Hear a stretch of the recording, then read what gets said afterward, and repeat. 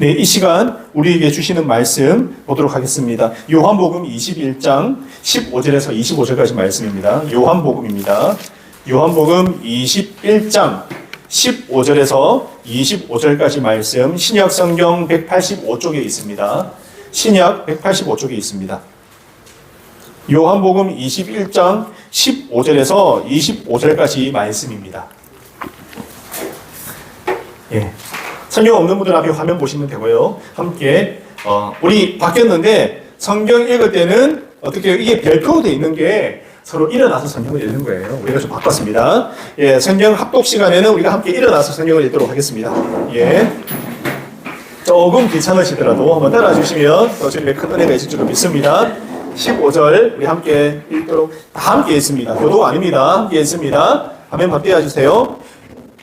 시작. 그들이 조반 먹은 후에 예수께서 시몬 베드로에게 이르시되 요한의 아들 시몬아 네가 이 사람들보다 나를 더 사랑하느냐 하시니 이르되 주님 그러하나이다. 내가 주님을 사랑하는 줄 주님께서 아시나이다. 이르시되 내 어린 양을 먹이라 하시고 또 두 번째 이르시되 요한의 아들 시몬아 네가 나를 사랑하느냐 하시니 이르되 주님 그러하나이다. 내가 주님을 사랑하는 줄 주님께서 아시나이다. 이르시되 내 양을 치라 하시고 세 번째 이르시되 요한의 아들 시몬아 네가 나를 사랑하느냐 하시니 주께서 세 번째 네가 나를 사랑하시느냐 하심으로 베드로가 근심하여 이르되 주님 모든 것을 아시오매 내가 주님을 사랑하는 줄을 주님께서 아시나이다. 예수께서 이르시되 내 양을 먹이라. 내가 진실로 진실로 내게 이르노니 네가 젊어서는 스스로 띠띠고 원하는 곳으로 다녔거니와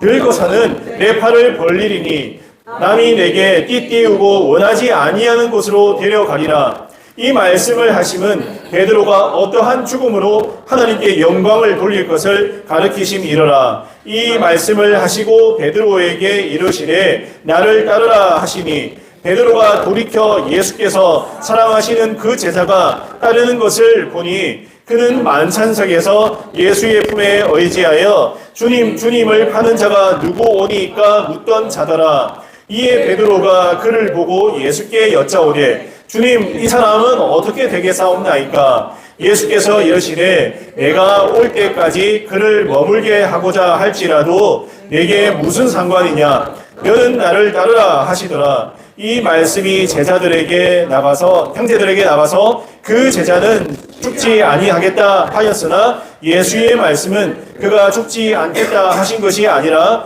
내가 올 때까지 그를 머물게 하고자 할지라도 내게 무슨 상관이냐 하신 것이더라.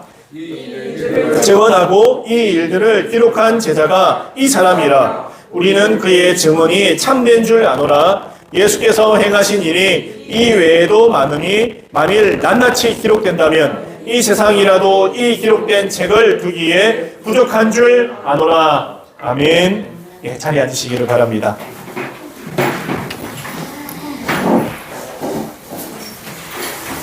예, 한 주간 잘 보내셨습니까? 오랜만에 본 우리 형제 자매들도 있고요. 너무나 반갑고 좋은 것 같습니다. 예, 우리 인생은 만남으로 채워집니다. 그리고 그 만남에 의해서 우리 인생이 좌우되죠. 누구를 만나느냐는 굉장히 중요를 합니다. 어떤 만남은 우리 삶을 굉장히 풍요로하게 만들기도 하고요. 행복하게 만들어주기도 합니다. 또 어떤 만남은 우리에게 말할 수 없는 고통을 주기도 하죠.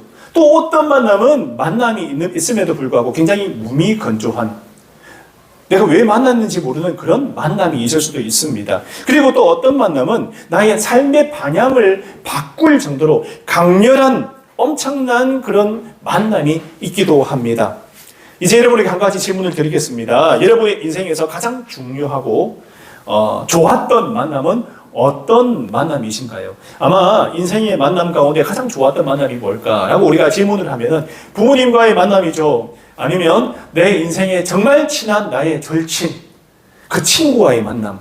또 어떤 거는요, 내가 만난 어떤 선배가 있는데 굉장히 존경하고 정말 따르고 싶은 선배고, 또 어떤 거는 또 회사 동료 중에서 또 친하게 지내는 둘도 없는 친한 사이, 또 이런 걸 수도 있습니다. 또 내 가정의 형제일 수도 있고 자매일 수도 있고 참 다양한 만남 가운데 내가 소중하게 생각하는 만남이 다들 하나씩 있을 거라고 저는 생각을 합니다. 그런데 오늘 말씀에 우리가 만나는 이런 만남과는 또 다른 색깔, 또 다른 특별함을 가진 만남이 우리가 신앙생활하는 중에 있는데 바로 예수님과의 만남이에요.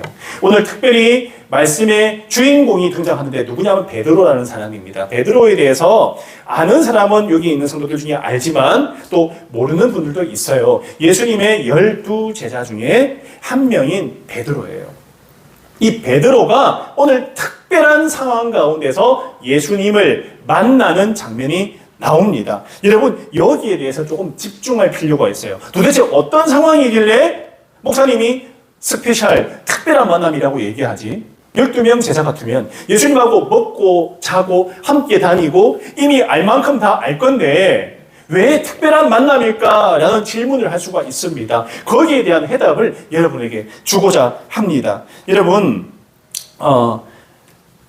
오늘 우리 신앙생활을 하다 보면요, 중요한 게 있습니다. 오늘 말씀을 하기에 앞서서 신앙생활을 하기에 있어서 내가 중요한 게 있는데, 제가 신앙생활을 해보니까 마음에 찔림이 없으니까 깨달음이 없더라고요.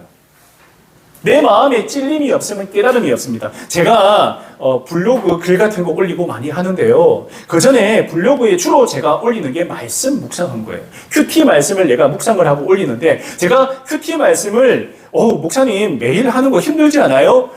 이런 질문들을 저에게 많이 하는데요. 그럼에도 불구하고 제가 매일 하는 이유가 블로그에 글을 올리는 이유도 있지만 하나는 뭐냐고 하면은 읽을 때마다 제 마음에 찔림이 있어요. 말씀이 꿀송이보다 달다 이런 말 하는데 그게 왜 그런 줄 제가 더욱 깨닫게 되는 것은 말씀을 읽다 보니까 큐티 말씀을 하다 보니까 내 상황에 딱 맞는, 그리고 나를 돌아보고 내 행동을 수정할 만한 그런 강력한 말씀이 나에게 느껴질 때가 있어요. 매일매일 제가 묵상을 할 때요.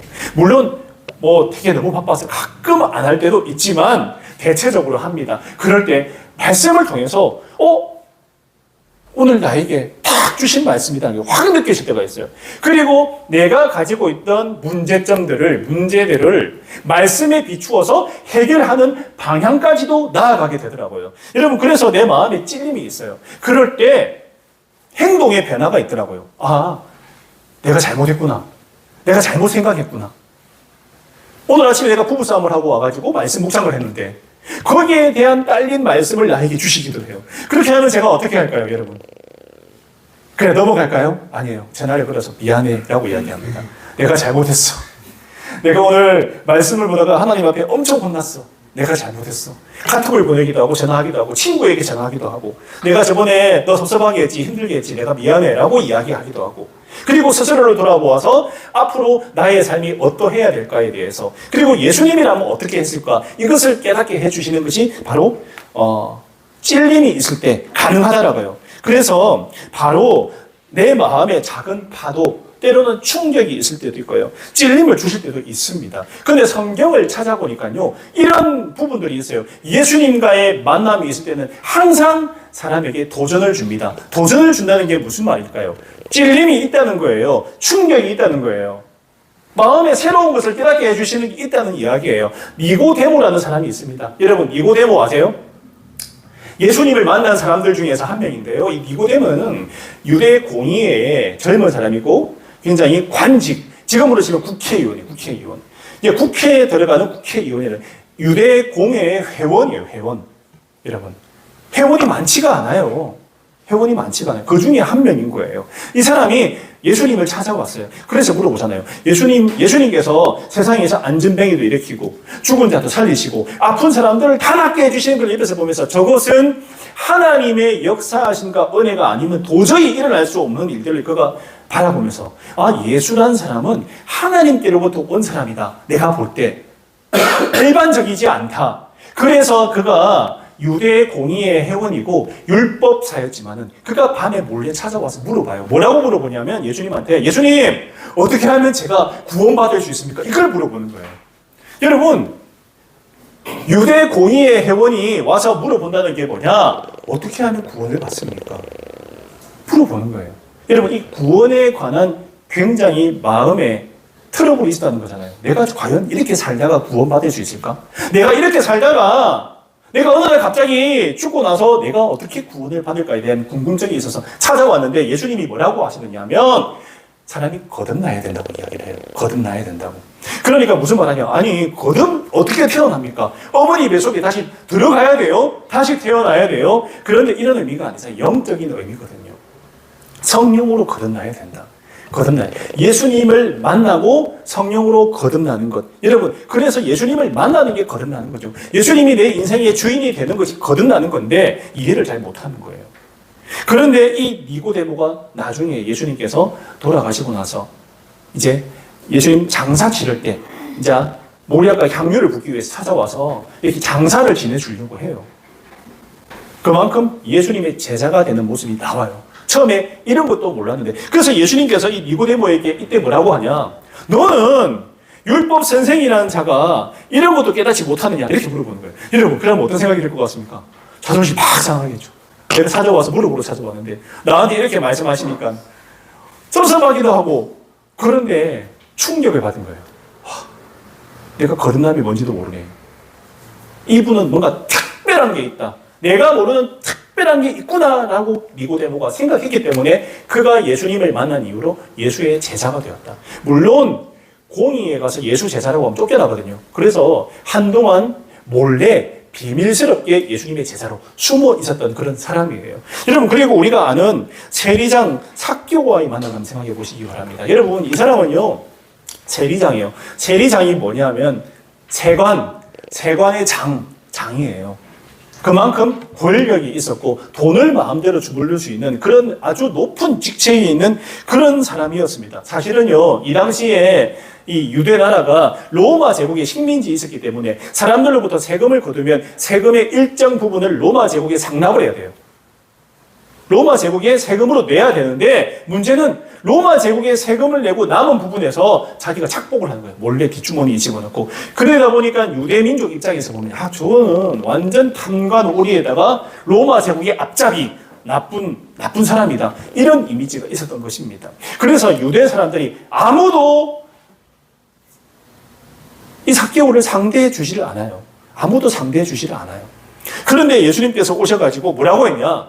내가 오늘 너의 집에 가서 하룻밤 묵어야 되겠다. 이렇게 얘기해요. 아무도 상대 안 해주는 삭개오한테 찾아가가지고 뭐라고 하냐? 내가 오늘 너의 집에 가서 하룻밤 자야겠다. 여러분 이게 무슨 뜻이에요? 유대인들 아무도 상대 안 하고 원수처럼 여기고 그래서 너무 외롭고 마음이 힘든 이 삭개오 비록 죄인이지만 같은 민족에게 손가락질 당하고 핍박당하고 어려움 당하니까 마음이 너무 괴로운 거예요. 그런데 예수님께서 삭개오에게 찾아와서 오늘 밤에 너희 집에서 머물겠다. 충격을 받은 거예요. 충격을. 아니 이 사람이 왜 우리 집에 머물다 하지? 그리고 나서 예수님을 만나고 나서 그의 전 재산 중에서 절반이나 떼가지고 전부 다 그냥 퍼줘버립니다. 그리고 나머지도 아마 퍼줬을 거예요. 나중에. 예수님 만나고 나서 인생이 완전히 바뀌어버려요. 내가 너희 집에 머물러야 되겠다. 그 말에 완전 감동을 하고 찔림을 얻게 된 거죠. 우리 집에 오신다니. 이 예수님이 세상에 이게 말이 돼? 엄청난 충격을 받게 되는 것입니다. 여러분 오늘 장면 바로 앞장면에 우리가 읽은 장면 무슨 장면이 있었냐 하면요. 여러분 부활하신 예수님을 제자들이 두 분이나 만났어요. 십자가에 달려 죽고 나서 돌아가시고 사흘 만에 부활하신 예수님을 두 번 만났고 오늘 장면은 세 번째 만나는 장면인데 앞에 두 번째 만났을 때 이야 이제 부활하신 예수님을 내가 손에 난 못자국도 한번 손가락으로 넣어보고 옆구리에 창에 찔린 자국도 만져보고 하면서 예수님을 믿었어요. 그리고 나서 여러분 믿고 나면 우리가 보통 어떤 반응을 보일까요? 예수님이 살아나셨다. 그러면 예수님하고 3년간 함께 했으니까 살아나신 예수님께 그러면 앞으로 저희들이 어떻게 해야 될까요? 물어보는 게 맞잖아요. 그런데 그렇게 하지 않고 어떤 일이 발생하냐? 베드로를 비롯해서 오늘 요한복음의 저자인 요한 그리고 숱한 예수님의 제자들이 뭘 하냐? 그냥 원래 하던 대로 어부하러 왔어요. 어부하러. 디베리아 호수에 뭐 하러 가냐? 고기 잡으러 갔어요. 고기 잡으러 디베리아 호수에 고기 잡으러 갔어요. 안 물어봤어요. 그러니까 혼돈그라친 거예요. 예수님을 만나긴 만났는데 뭘 해야 될지 모른다. 여러분 우리 신앙도 이런 경우가 많다는 거죠. 예수님 만나긴 만났는데 내가 뭘 해야 될지 모르는 신앙.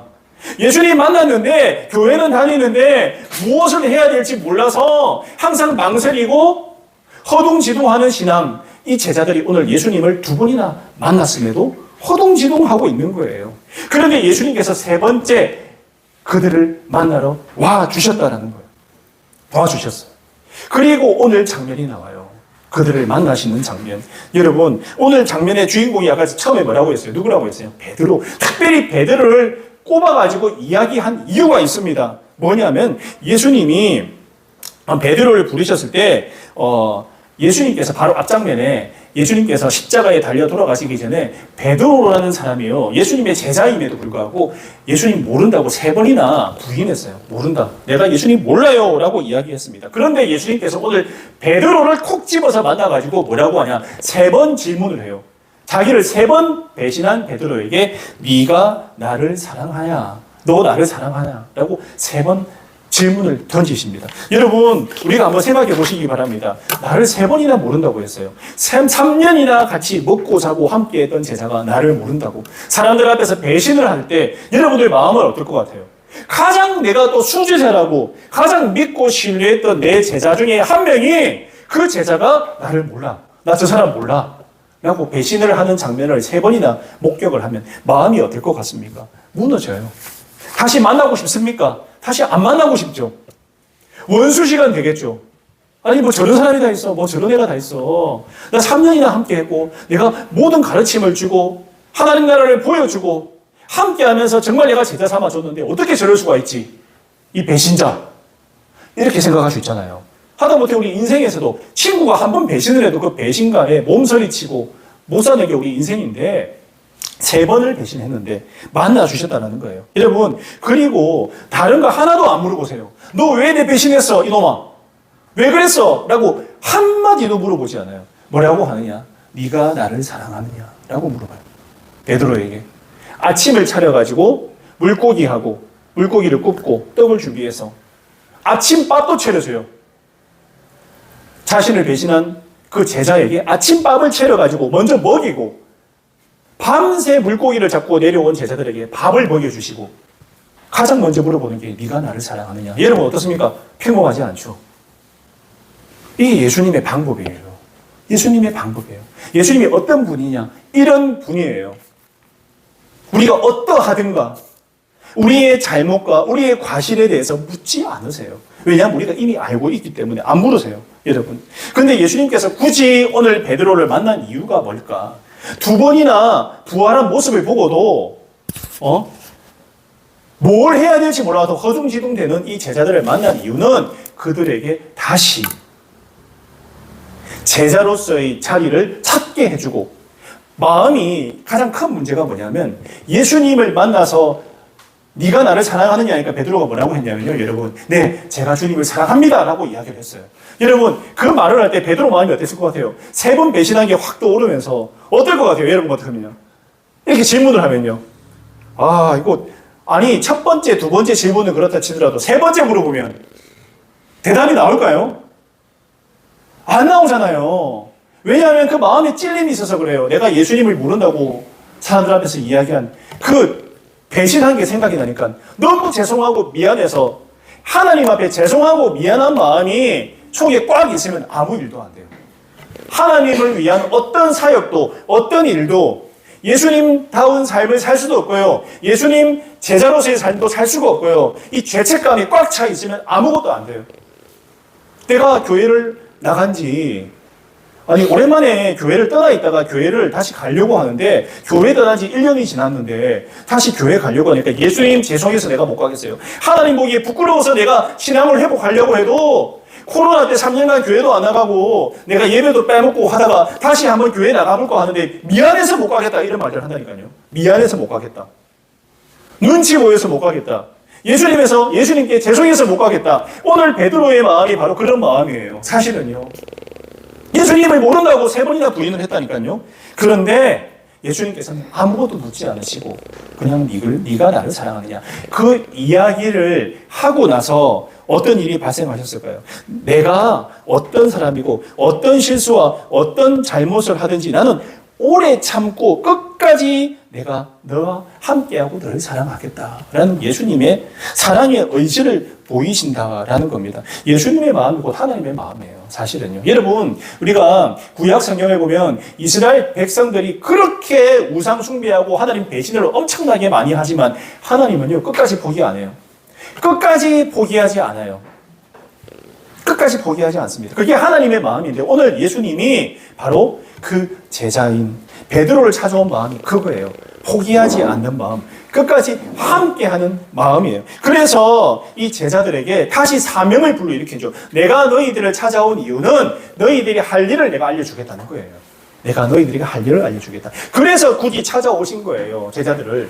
그리고 물어보지 않아요. 공과 사도 물어보지 않고 그냥 딱 그대로 이야기를 하시는 겁니다. 그래서 중요한 거는요, 베드로를 찾아서 네가 나를 사랑하느냐, 똑같이 제자들에게 물어보셨겠죠. 사랑의 관계를 회복하는 거죠. 내가 예수님과의 관계가 깨어지고 미안하고 예수님 앞에 못 나갈 것 같고 죄인인 마음을 완전히 바꿔가지고 다시 예수님과 제자들의 관계가 사랑의 관계가 되도록 이것을 다시 이어주시기 위해서 찾아왔다는 거죠. 이 관계가 안 되면 하나님과 나와의 관계가, 여러분과의 관계가 사랑의 관계가 되지 않으면 우리가 교회 일도 어떤 일도 할 수가 없어요.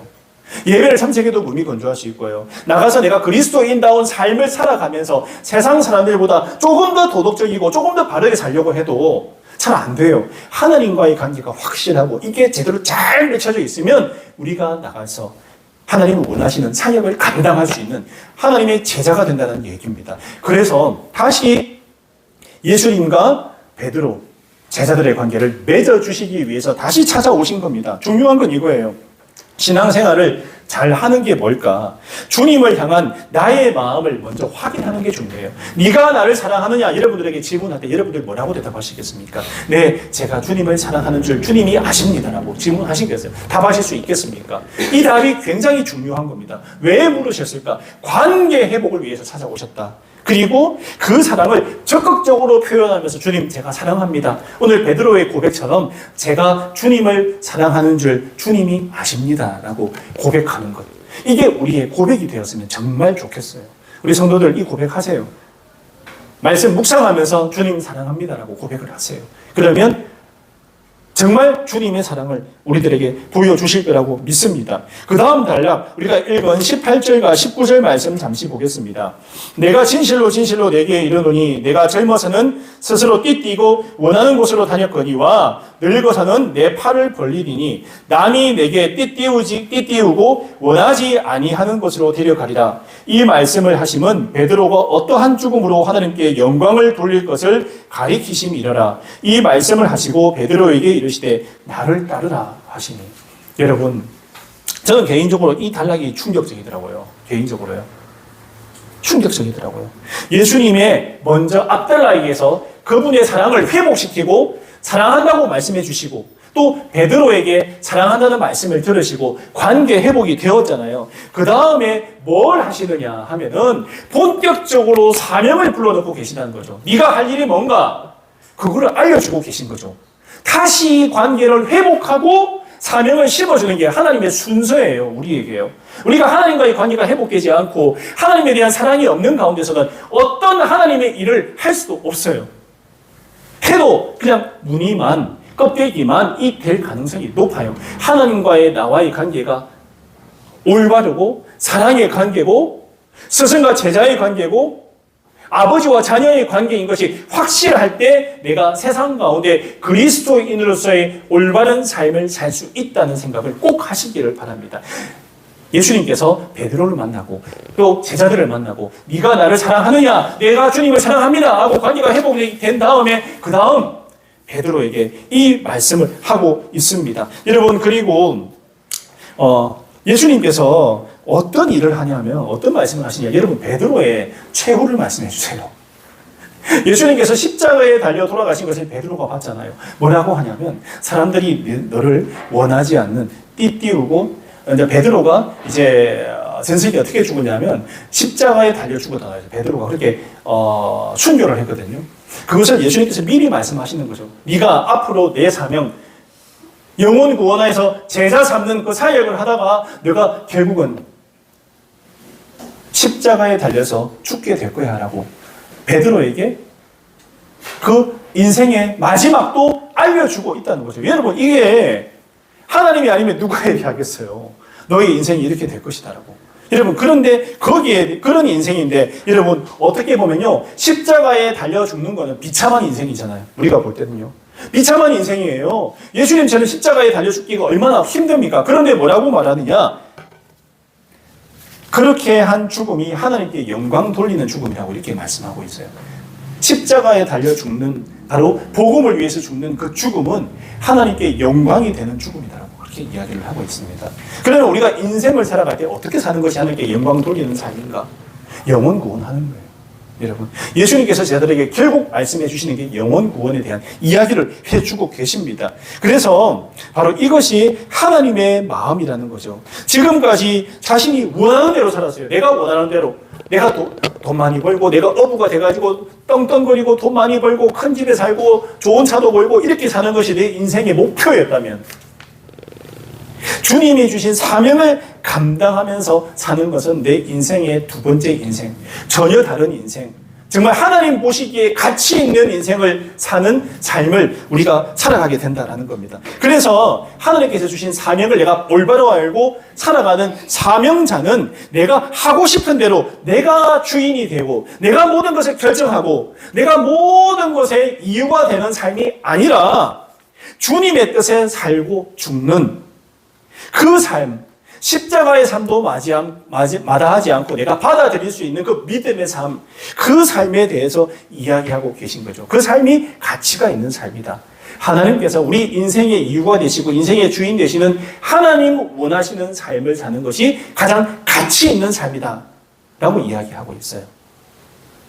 그렇지 못할 때, 내가 허둥대고 할 때 오늘 예수님을 다시 만나지 못한 제자들의 삶이 될 수 있다는 사실입니다. 비록 지금부터 완전히 새롭게 걸어갈 베드로의 길은 험난하고 그의 최후는 비록 십자가 위에서 죽음이겠지만 그것이 하나님께 엄청난 영광이 된다는 것은 베드로가 주님 말씀을 깨닫게 되는 그 길로 거침없이 걸어가게 되는 그의 모습을 앞으로 보게 된다는 사실입니다. 여러분, 그래서 예수님의 말뿐이 아니에요. 이렇게 했을 때 그들이 나중에 마가의 다락방에서 성령 받을 때 엄청나게 많은 수천 명의 사람이 예수님을 영접하고 믿고 그들을 통해서 예루살렘 교회가 세워지게 되는 계기가 된다는 거예요.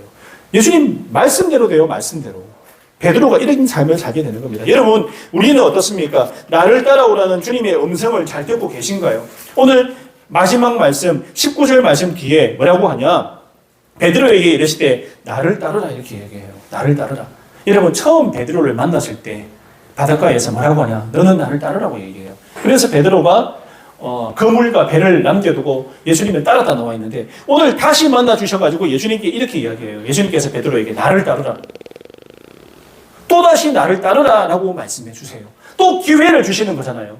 우리 인생은 실패한 인생이고 때로는 우리가 한평생 살아도 아무리 길어도 80 아니면 90 인생인데 금방입니다. 여러분, 금방.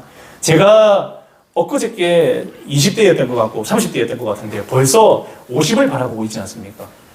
금방인 것 같아요. 금방. 조금만 더 살면 60 되겠다. 10년이라는 인생이 참 짧은데요. 살아보니까 짧은데 금방 60 되고 금방 70 되고, 야, 그리고 중간에 혹시나 아프면 이 세상 빨리 뛸 수도 있잖아요. 여러분, 어저께 뉴스를 보니까 어떤 가수는 이게 뭐 친구들하고 만나서 술을 먹고 화장실 갔다가 그냥 그 길로 그냥 죽은 거예요. 그 길로 그냥 화장실에 쓰러져서 30살밖에 안 된 가수가요. 그 길로 갔어요.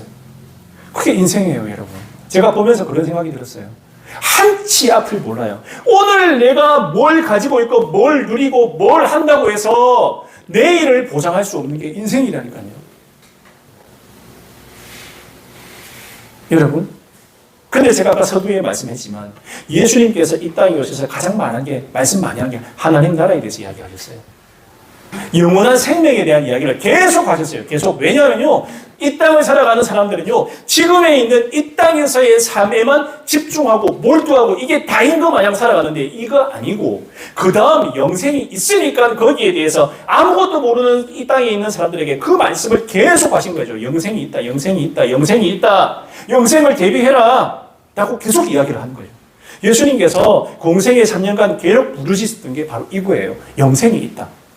근데 우리는 이 땅의 삶에만 집중하고 있고, 오늘 베드로와 제자들이 물고기 잡으러 원래대로 돌아가가지고 돈 벌러 나가고, 물론 그게 잘못된 게 아닙니다. 원래대로 사명을 잃어버렸다는 거예요. 영혼 구원, 예수님의 제자로서의 사명을 잃어버리고 그냥 세상 가운데서 하루하루 그렇게 살아갈 때 무의미한 삶, 예수님 없는 삶, 하나님 없는 삶, 다음 생에 대한 희망과 소망이 없는 그런 삶을 살 때 그들의 삶이 어둠 속으로 들어간다고 이야기해요. 왜냐하면 다음 삶 전혀 내 인생의 안중이 없거든요. 그렇게 살다가 어느 날 갑자기 죽으면 그 다음 누가 책임집니까, 여러분?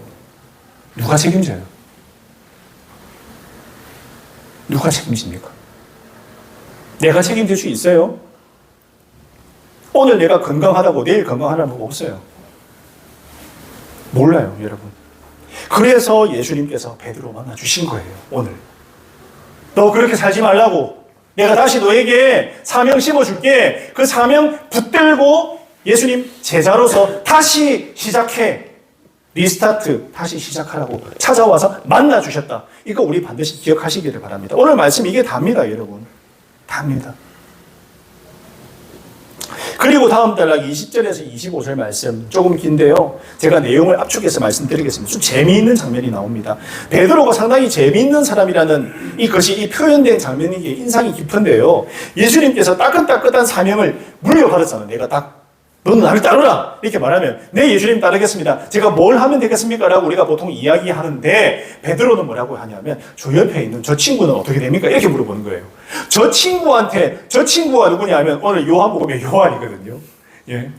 근데 요한도 재미있는 사람이에요. 뭐냐면, 예수님이 사랑하시는 제자라고 이야기해요. 자기 자신을 갖다가. 예. 예수님이 사랑하시는 제자가 자기에 대해서 요한이라고 얘기 안 하고 예수님이 사랑하시는 그 제자라고 자기 자신을 표현을 하고 있잖아요. 다 재미있는 사람들입니다, 여러분. 자아가 굉장히 강한 사람들 같아요. 그렇게 이야기하고 있잖아요, 서로. 그럼 저 친구는 어떻게 되냐? 그러니까 예수님이 뭐라고 하냐? 너는 저 친구 신경 쓰지 말고 그냥 나만 따라. 저 친구가 어찌됐든 말하든 내하고 무슨 상관이냐? 너는 내가 너에게 맡겨준 사명에만 집중해. 네가 할 일에만 집중해. 그러면 돼, 베드로야. 라고 이야기해 준다는 거죠. 옆에 친구 신경 끄라는 거예요, 한마디로. 저 친구는 저 친구에게 맡겨준 사명을 감당할 거니까 너는 너에게 맡겨준 일에만 신경을 쓰면 된다라고 말씀해 주세요. 교통정리를 깨끗하게 탁 해주시잖아요. 예수님 이런 분이라니까요, 여러분.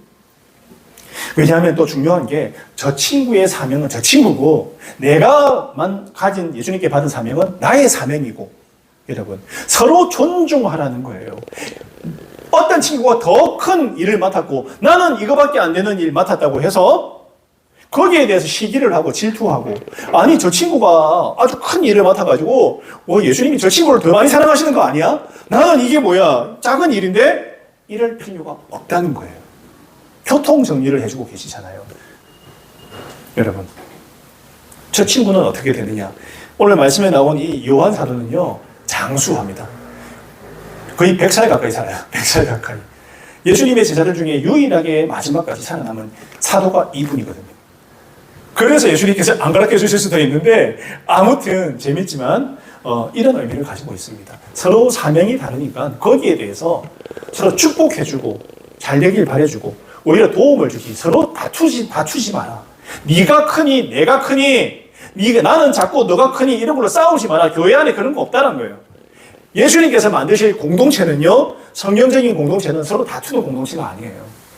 네가 크니 내가 크니가 아니라 서로 섬겨주고 높여주고 잘된다 해주고 기도해주고 섬겨주고 칭찬해주고, 이게 바로 예수 공동체, 올바른 성경적인 교회라는 사실을 반드시 기억하시길 바랍니다. 그래서 교회에서 이런 다툼이 일어나서는 안 돼요. 예수님께서 딱 막으셨잖아요. 너는 신경 쓰지 말라고. 저 친구가 어떤 사명, 어떤 일을 하든 크든 작든 신경 쓰지 말고 너 일에 집중해. 이런 의미입니다. 여러분, 우리는 예수님 시키는 대로 하면 돼요. 그러면 아무 문제 없습니다. 안 하니까 문제가 생기는 거예요. 내 생각이 들어가니까요. 인간적인 생각이 들어가니까 교회 안에 숱한 문제가 터지고 있지 않습니까? 아니에요. 예수님 시키신 대로 하면 아무 문제 없어요. 여러분. 너는 나를 따르라. 예수님께서 오늘 여기 모인 우리 성도들에게 말씀하고 계세요. 너는 나를 따르라. 여러분, 예수님 따르시겠습니까?